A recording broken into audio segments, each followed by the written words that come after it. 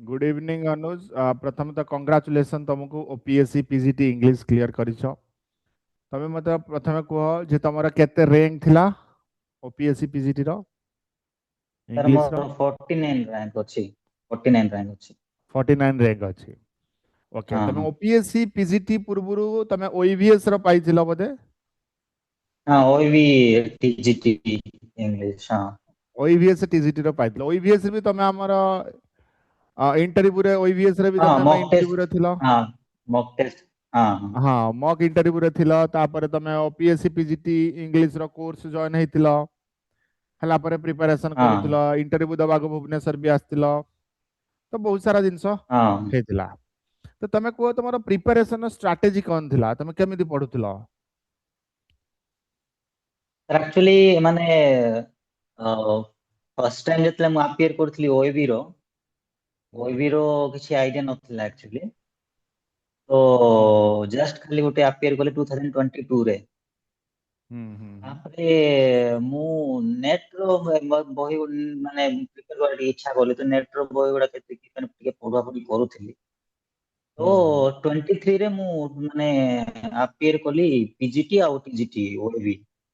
PGT सेतले selection हे जायथि, written clear कर जायथि। तो जेतले interview गली पूरा डाउन फाउंडेड हे गली, आ किछि कहि पारलिनी। आउ रिटन मार्क भी एते नथिला बोधे। तापर मु हम्म डिसाइड कली जे नाइ मते गाइडेंस टिके दरकार अछि। निजे प्रिपेयर कर किछि हम्म हेबो, एटलीस्ट प्रॉपर गाइडलाइंस माने प्रॉपर गाइडेंस मिलले कि भल ही थांता एक्चुअली। तो तापरे मु आपनकर से माने इंटर माने कोन जे यूट्यूब रे चैनल हम्म देखिली। तापर आपन कांटेक्ट हम्म करथिली। तापरे हम्म आपनकर माने माने गाइडेंस रे मॉक टेस्ट मु देली। तापरे ओएबी टीजीटी हे गेला। एक्चुअली सर सेतले भी हम्म मु एक्सपेक्ट करथिली एक्चुअली आपन कॉल करियो बोली कि मोर 34 हम्म रैंक थिला एक्चुअली ओएबी टीजीटी रे। हम्म तो तापर ओपीएससी पीजीटी तो आपनको गाइडेंस रे मु प्रिपेयर करिछि पूरा। एक्चुअली देखली कि मैंने जहाँ भी देइथिले आपन से माने नोट्स रे बहुत क्वेश्चन गुडा सेठु डायरेक्ट क्वेश्चन गुडा आस्थिला एक्चुअली। तो सेटा बहुत हेल्प ओपीएससी होला। पीजीटी रो जो गाइड हमर आस्तिला इंग्लिश रो से तो बहुत हाँ क्वेश्चन, 80% बहुत क्वेश्चन क्वेश्चन। हाँ सेथरु बहुत हाँ हाँ क्वेश्चन आस्तिला। और सर भी जहाँ क्लास करूथिले माने टू द पॉइंट, जोटा कि जो माने प्ले हो जो पोएम हो माने दरकार माने हम्म पढ़िया पाई कि माने क्वेश्चन गुडा पचरे जीवो से क्वेश्चन रो। तो सेटा गुडा डायरेक्ट माने डिस्कशन करूथिले। तो सेटा बहुत हेल्प करला एक्चुअली। ଆଉ ପ୍ରିଭିୟସଲି ମତେ ଟିକେ ପ୍ରିପାରେସନ ମୋର ହଉଥିଲା, ଆଗରୁ ଗୋଟେ ବର୍ଷଟେ କରିଥିଲି। ତ ସେଇଟା ଗୋଟେ ଫ୍ରୁଟଫୁଲ ହେଲା ଆଉ। हम्म ଆଉ ରିଟେନ୍ ମାର୍କ ପ୍ରାୟତଃ 180 ପ୍ଲସ୍ ଥିଲା ସାର୍ ଆକ୍ଚୁଆଲି ମୋର। हम्म ତ ସେମିତି ଆଉ ଇଣ୍ଟରଭ୍ୟୁ ମତେ ବହୁତ ଇଜି ଗଲା। ମତେ କିଛି ଏତେ ମାନେ ମୁଁ ତ ଟିକେ ମାନେ ଇଣ୍ଟ୍ରୋଡକ୍ସନ ମୋର ଭଲ ପ୍ରିପେୟାର କରିଥିଲି, ଇମ୍ପ୍ରେସିଭ। ତ ବୋଧେ ମୋର ସେ ଲାଙ୍ଗୁଏଜ हम्म ଫ୍ଲୁଏନ୍ସି, କାରଣ ସାର୍ ମୁଁ ନାଗପୁରରେ ଗୋଟେ 7-8 ବର୍ଷ ପଢେଇଛି ସିବିଏସଇ ସ୍କୁଲ। ଟିକେ ଲାଙ୍ଗୁଏଜ ଫ୍ଲୁଏନ୍ସି ଅଛି। ତ हम्म ଦି ଇଣ୍ଟରଭ୍ୟୁ ପାନେଲିଷ୍ଟ ସେମାନେ କଣ ଦେଖିଲେ, ଟିକେ ଲାଙ୍ଗୁଏଜ ଫ୍ଲୁଏନ୍ସି, ପ୍ରପର ପ୍ରୋନାଉନ୍ସିଏସନ ଲାଙ୍ଗୁଏଜ ର। हम्म ଆଉ ମୁଁ ଟିକେ କ୍ରିଏଟିଭଲି ଟିକେ ଇଣ୍ଟ୍ରୋଡକ୍ସନ ଦେଇଥିଲି। ଜଷ୍ଟ ମୁଁ 2-3 ଲାଇନ ମାନେ ଡିସ୍କ୍ରାଇବ ଏକ୍ସପ୍ଲେନ କରିଛି, ସେମାନେ ମତେ ରଖିଦେଲେ। ହଁ ଠିକ ଅଛି ବଢିଆ ବୋଲି କହି ଏମିତି ଆଉ। हम्म तमर केते समय तमे पढुथिलो? तमे ओईभी रो थिलो? ओईभी रो टाइम काढी केमिति केते समय तमे पढुथिलो? एक्चुअली ଏଟା 2024 ରେ ଏକ୍ସାମ ହେଇଥିଲା କି ନାଇଁ ରିଟେନ ର। हम्म ତ ମୁଁ ପ୍ରାଇଭେଟ ସ୍କୁଲ ଥିଲାବେଳେ ଆକ୍ଚୁଆଲି ମୁଁ ମୋର ଯାହା ବି ପଢା ଥିବ ସବୁରା, କାରଣ ଦିନ ବେଳେ ସ୍କୁଲ ମୁଁ ଯାଉଥିଲି। ଆଉ हम्म ଇଭିନିଂ ରେ ଗୋଟେ ଟିଉସନ କରୁଥିଲି ପିଲାମାନଙ୍କୁ, 9-10 ପିଲାମାନଙ୍କୁ हम्म ଟିଉସନ କରୁଥିଲି। ତ हम्म ମୁଁ ପଢିବାର ଆଟଲିଷ୍ଟ ମାନେ ରାତି 9ଟାରୁ ଯାହାହେଲେ ମଧ୍ୟ 1-2ଟା ପର୍ଯ୍ୟନ୍ତ ମୁଁ ପଢିବାର, କାରଣ ମୋ ପାଖରେ ଦିନ ବେଳେ अच्छा ସମୟ ନଥିଲା। दिन वाला समय ସ୍କୁଲ କାରଣ ପ୍ରାଇଭେଟ ସ୍କୁଲ ତ ସେମାନେ ସମୟ ଦେବେନି, ଟାଫ ସେଡ୍ୟୁଲ। ତ हम्म ରାତିରେ ମୁଁ ମାନେ ପଢିବାର ଆପଣଙ୍କ ମାନେ ନୋଟ୍ସ ନେଇଥିଲି। ନୋଟ୍ସ ଆସିକି ମଧ୍ୟ ସେ ମକ୍ ଟେଷ୍ଟ ବେଳେ ନେଇଥିଲି। ସେ ନୋଟ୍ସ ରୁ ମୁଁ हम्म ବହୁତ ନେଲା ପରେ ବହୁତ ବସିକି ସେ ନୋଟ୍ସ ହିଁ ମୁଁ ପ୍ରାୟତଃ ପଢିଛି ଆକ୍ଚୁଆଲି। ଆଉ ଅଲଗା ମାଟେରିଆଲ ଥିଲା ମୋ ଠାରେ ନେଟ ର, ଅରିହନ୍ତ ନେଇଥିଲି। ତାପରେ କେଭିଏସ୍ ପିଜିଟି, ଏନବିଏସ୍ ପିଜିଟି ର ମାନେ ବୁକ୍ସ ଗୁଡାକ ନେଇଯାଇଥିଲି। हम्म ସେଇଟାକୁ ମୁଁ ଦେଖିଲି କି ଏତେ ମତେ ଫ୍ରୁଟଫୁଲ ହେଲାନି ପିଜିଟି ପାଇଁ। ताकि डायरेक्टली माने आपन को नोट्स से हम पाइले। ମାନେ ଆମ ନୋଟ୍ସ ତ ଓପିଏସସି ପିଜି ର ପୁରା ବହୁତ ବଢିଆ ଥିଲା। ତାପରେ ଯୋଉ ଆପ ରେ हाँ ଯୋଉ हाँ ଟେଷ୍ଟ ଗୁଡା କରାଯାଉଥିଲା ତମର ମକ୍ ଟେଷ୍ଟ ହଉ ୟୁନିଟ ୱାଇଜ ଟେଷ୍ଟ ଯୋଉ କରାଗଲା ସବୁ ଲାଷ୍ଟ କୁ ବହୁତ ଟେଷ୍ଟ ମୁଁ କରେଇଥିଲି ତମ ମାନଙ୍କୁ। ତ ସିଏ ବି ତମକୁ ବହୁତ ହେଲ୍ପ ହେଇଥିବ ଡାଇରେକ୍ଟ କ୍ୱେଶ୍ଚନ ଯିଏ ଏକ୍ସାମ ରେ ତମର ବି ଆସିଥିଲା। पेपर 1 ଯେମିତି ଜିକେ ଇଂଲିଶ ରେ ତମେ ଜାଣିଛ क्वेश्चन जो बुक तमे जीके इंग्लिश रो नै थिबो सेतु ऑप्शन भी चेंज हे नतला क्वेश्चन आस्तिला सेही लेवल रो सब क्वेश्चन सब हाँ हाँ पड़ितला हाँ। ओपीएससी पीजी रो। तो आगामी दिन रे जो पिला माने जेमिति या परे हमर ओपीएससी पीजी तो बहुत देरी अछि नोटिफिकेशन आसीबा को next time but SSC PG जेहेतु जून जुलाई रे आसीबो त तांका पय तमे कोन सजेस्ट करबो से केमिति पढिबा दरकार।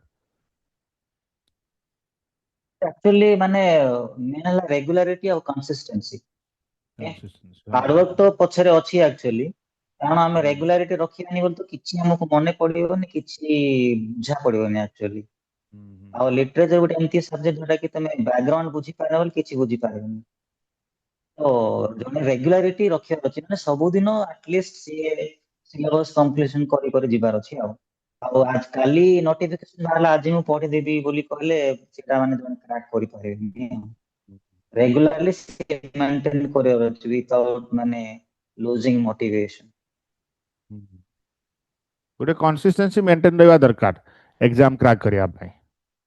हाँ हाँ सर। माने हाँ तमे जो एग्जाम देला तीनटा पेपर तुमको कोउ पेपर बेसी हेल्प हैला हां एई पेपर जो मोर एते भलो स्कोर रही पाइला इमि तीनटा पेपर ओपीएससी रो 300 मार्क रे को पेपर तुमको हेल्प हेतला जे हां एई पेपर जो मोर टी अधिक काना हम जानि छथि इंग्लिश रो जो भी जहा भी थिला हाउ तमरो पेपर 1 जो जीके इंग्लिश थिला से सब तुमको केमिति हेल्प हेतला माने स्कोर करिवार।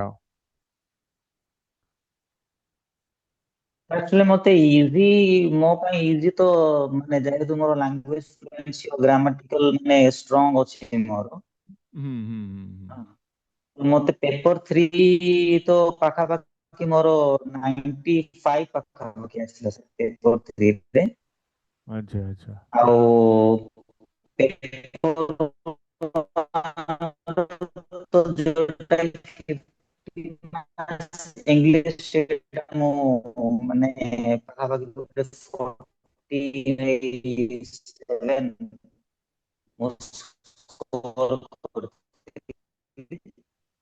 ଆଉ लिटरेचर रे मोर पाखा पाखी गोटे 75 पाखा पाखी आस्तिला से लिटरेचर क्वेश्चन गुडा आउ माने जनरल नॉलेज रे टिके मु पुअर थिली तो जनरल नॉलेज रे आउ पाखा पाखी गोटे गोटे बेसी नाही गोटे 15-20 मार्क बेसी आसीनी एक्चुअली। ठीक अछि Anuj thank you so much for giving time and life रो बहुत आगु को जाओ आगु को बढ़ी चलो। तो से बीरेन्स एकेडमी सब बड़े तुम सहित अच्छी आ बीरेन्स एकेडमी तुमको विश भी करुच्ची बहुत आगु को जाओ लाइफ रे बहुत किसी अचीव कर लाइफ रे ठीक अच्छे तो थैंक यू। तबे थैंक हमें यू सो सेशन मच को सर। एंड थैंक यू तो करिवा। मु कहया कथा actually thank you so much. Under your guidance, I could achieve thank an OVTGT and OVP, OPSC PGT also. Thank you thank you. Okay, sir. Thank you so